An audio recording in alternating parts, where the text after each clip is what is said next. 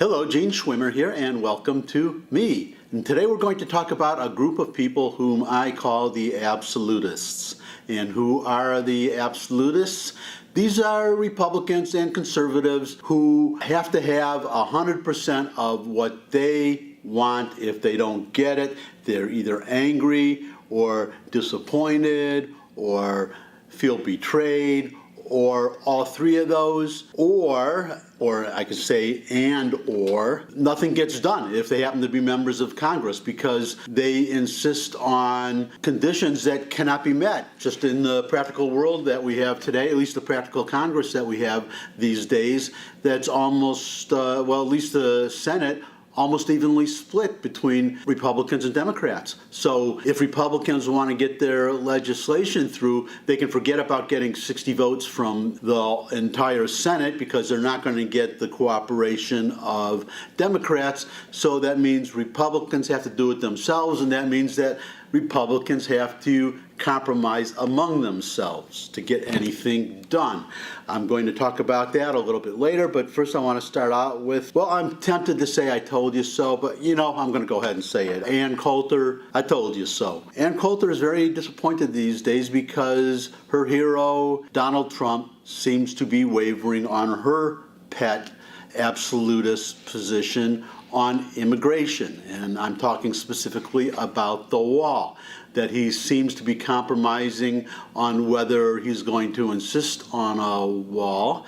I'm kind of hopeful that, I'm not hopeful, I'm predicting that he is going to stand strong on that. I could be wrong, but there's more to immigration than building a physical wall. It's cutting down immigration. It's what Trump is doing with more thorough vetting of people coming from certain Mideastern countries that are hotbeds of terrorism. That's good. There's a lot of things that he's doing that's good. And there's DACA that I mentioned in my last video. Immigrants that came here illegally as the children of parents that came here illegally. It's not their fault that they're here. I can see logical arguments and moral arguments on both sides of the issue. But I'm not surprised that Donald Trump is wavering on this. I didn't believe him in the first place. That's why I'm not disappointed. I did not think that he was going to round up 11 million people in the first place that he was talking about and just send them over the border. I don't see any practical way to do that, and especially children who are here through no fault of their own and may be in the military. There's 800,000 anyways, 800,000 of these kids as far as I understand. Well, they're not even kids anymore. They're adults, but they came here as children. I would have been really surprised if he followed through on that, but apparently Ann Coulter took him at his word, and I guess this is a big I told you so to a lot of people that took Donald Trump at his word. And just to be clear, because I was a never Trumper, and I am complimenting Donald Trump on this. Now that he's in office and he actually has to govern, he's changing. Steve Bannon is gone. I'm applauding that, and perhaps others that should not be in that administration. I was very impressed with his UN speech and what he's doing about North Korea, and there are people in the party that would say just same as the Democrats, to just live with a nuclear North Korea. I just applaud Donald Trump on his finally being sensible and actually becoming a president. It's too soon, but I'm starting to actually be impressed. I would give some of this credit, by the way, to John Kelly, the new chief of staff. What a difference that makes from Reince Priebus. I'm very happy. He's got the president doing on taxes what he should have done on health care. He's got him out there talking to the public, making speeches, working for tax reform. I wish he'd done that for health reform, but better late than never. But people like Ann Coulter, they're disappointed. Well, I told you so. That never gets old. I love telling these people, I told you so. So, Ann, I told you so. You just have to live with it. But I would say, Ann, don't be so absolute in your position. He's going to do more than Hillary Clinton would have done. I would just be happy with that take that to the bank and just keep pushing for your positions for what you want done. Maybe you'll influence them, maybe you won't, but this is the real world. You don't get everything that you want.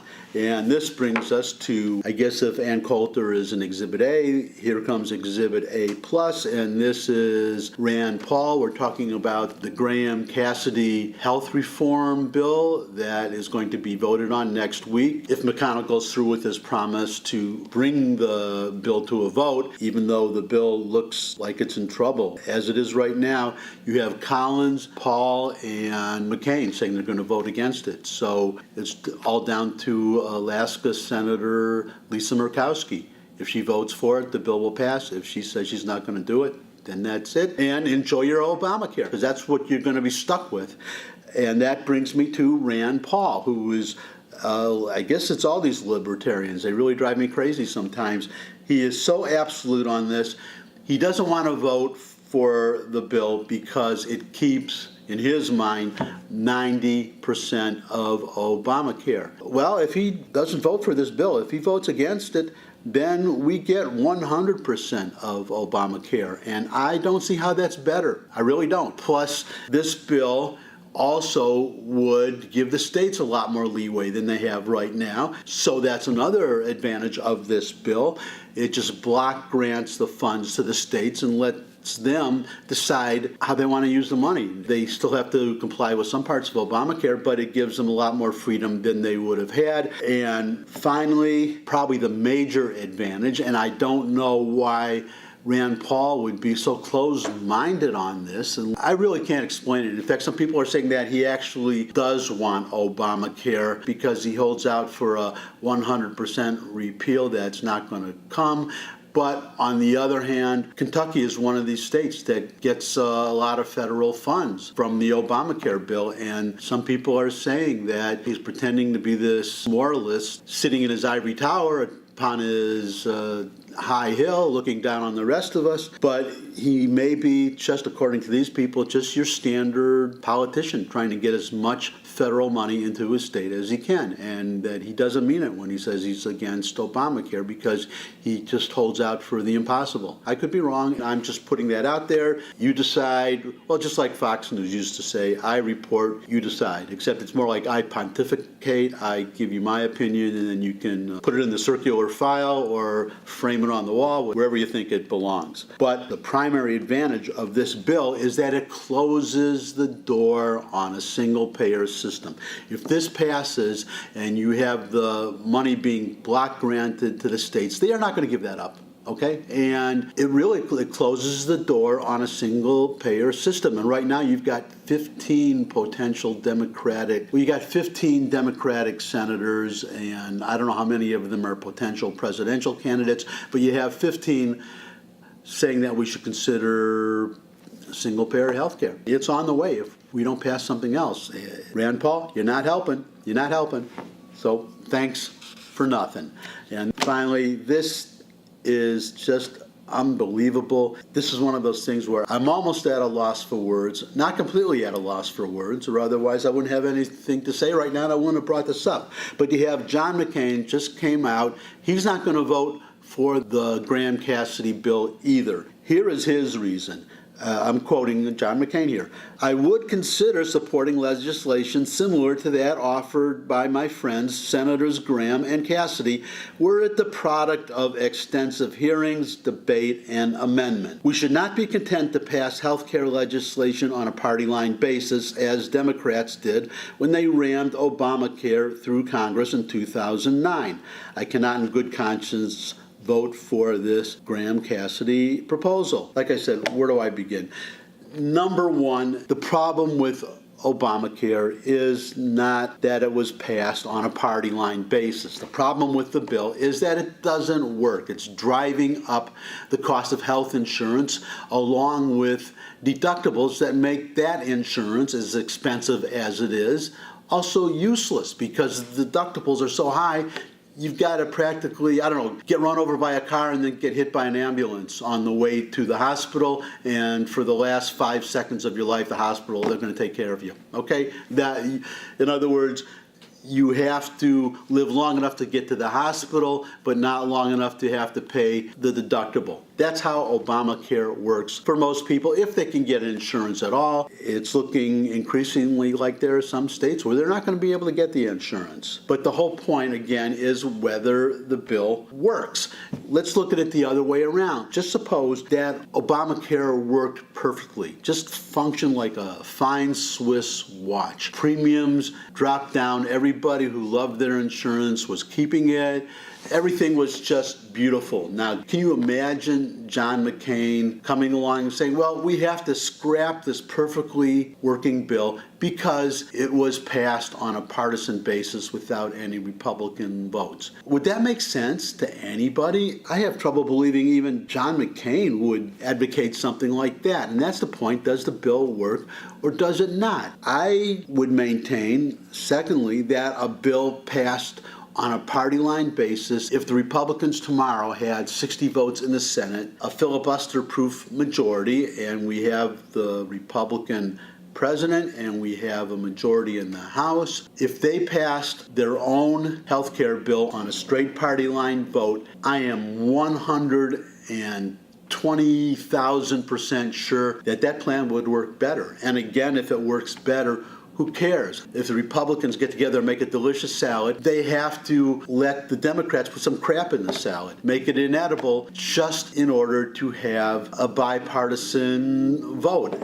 I just don't understand that. But the main point, and this is probably going to be the point that I end on for today, is that the problem with McCain's argument is that if you keep Obamacare in place, which is what he's doing, then never mind the regular process. That's what McCain wants. He wants to have hearings and hearings and hearings and hearings and debate and debate and debate. He thinks that we're rushing the bill, but it's not just a matter of time. It's a matter of, if you keep Obamacare in place, Democrats have no reason to deal at all. They have no reason to engage in any process, because if they sit there and do nothing, then the fallback is Obamacare, which is the law of the land. As long as Obamacare is on the books, they have no reason to deal.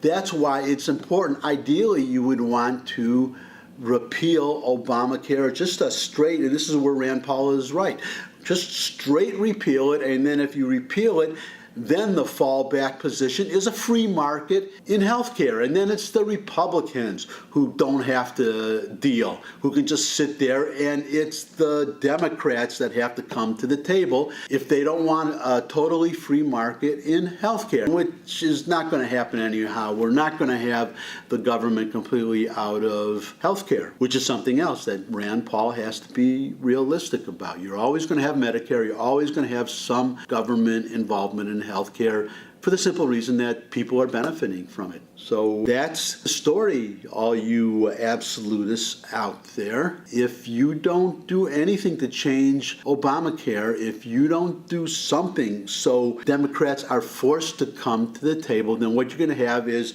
sooner or later, because party domination switches, and you're one day going to have a Democratic Senate again, and a Democratic House, and a Democratic president. I'm sorry, that's what you're going to have. And when you have that, they're just going to pick up where they left off, as they have been doing for 80 years. And if not immediately to single payer, then we'll take another step towards it. Maybe the people will get angry and throw them out again. Doesn't matter. Once that's in place, that next step, it will stay there until they're in power again. Sooner or later, we're going to have single payer unless the Republicans change it. Well, there's one other hope, which I don't understand. I guess this will be my final point for today. I don't know why Donald Trump doesn't do this. Actually, I got two final points if I can remember the other one. But if I were Donald Trump, immediately after the first failed vote, I would have gone in front of the American people and I would have said, this looks like a failure, but actually I'm optimistic because we just came one vote short. And we have Democratic senators up for election in states that I carried. So I'm going to go out there and try to get that one more vote. And with that many at-risk Democratic senators out there, I think my odds are pretty good. And I'm going to come back and try again after the 2018 election when I see how many Republican senators I have then, and of course whether we keep the House. And then I would, in a very friendly way, say to these other senators, I would say to especially Susan Collins and Lisa Murkowski, I would say, okay, this bill that you voted against was too radical for you. Okay, well, if I have more conservative senators after 2018, I'm going to try for a bill, and I'm not threatening, it's just telling you, just common sense. I'm going to try for an even stronger bill. And you may come to regret that you did not vote for this bill today when you are faced with a stronger bill and enough Republican senators that I don't need your votes at all. So you should think about that. Which now brings me to my final point. The final point I said I was going to mention after the penultimate final point that I just mentioned. If I could remember it, guess what? I forgot it. So we're all going to have to live without that final point until I can remember it. If I ever do, given my age, that day may never come. So I'm going to wind it up for now. It's actually Friday. I'm heading into the weekend. You're watching this after that weekend, but I will go out on a limb and make a prediction that everybody had a great weekend. So there you go. Talk to you soon. Bye. You got plan, darling? I always got plan. They don't ever work, but I always got one.